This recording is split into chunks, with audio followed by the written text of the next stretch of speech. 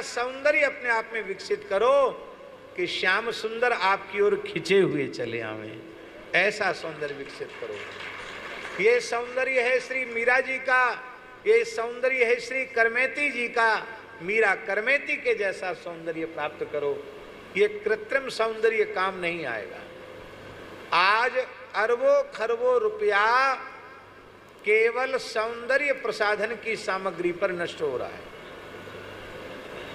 बड़े धनी मानी लोगों के घरों में कई बार रहने का अवसर मिलता है, तो उनके बाथरूम में इतनी तरह की शीशियां, रंग बिरंगे ट्यूब, रंग बिरंगी शीशियां रखी रहती हैं कि हम अंग्रेजी पढ़े हुए होते तो हम पढ़ के देखते कि इसमें क्या लिखा है, पर भगवान की बड़ी कृपा, अंग्रेजी पढ़े नहीं है, पढ़ने की इच्छा नहीं है, और इतना समय नहीं रहता कि हमको वहाँ शौचालय में जाके कुछ पढ़ें। शौचालय कोई पढ़ने की जगह तो होती नहीं है। लेकिन हमने किसी जानकार व्यक्ति से पूछा तो उसने कहा, महाराज ये बहुत महंगा महंगा सामान होता है और सब इस नासवान शरीर पर रगड़कर नाली में हम लोग बहा देते हैं।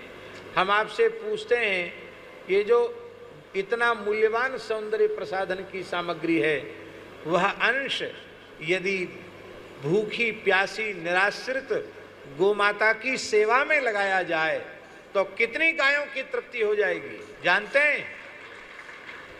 इस समय श्राद्ध पक्ष पितृपक्ष चल रहा है।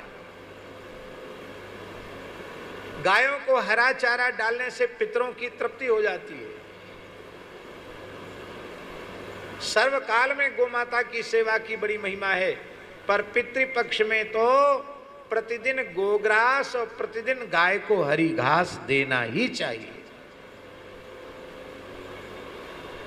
महाराज जी 100 वेदज्ञ ब्राह्मणों को खीर मालपुआ खिलाकर, बढ़िया पीतांबरी उड़ाकर दक्षिणा देने से जो पुण्य होता है, वह पुण्य केवल एक भूखी गाय को भरपेट चारा खिला देने से प्राप्त हो जाता है।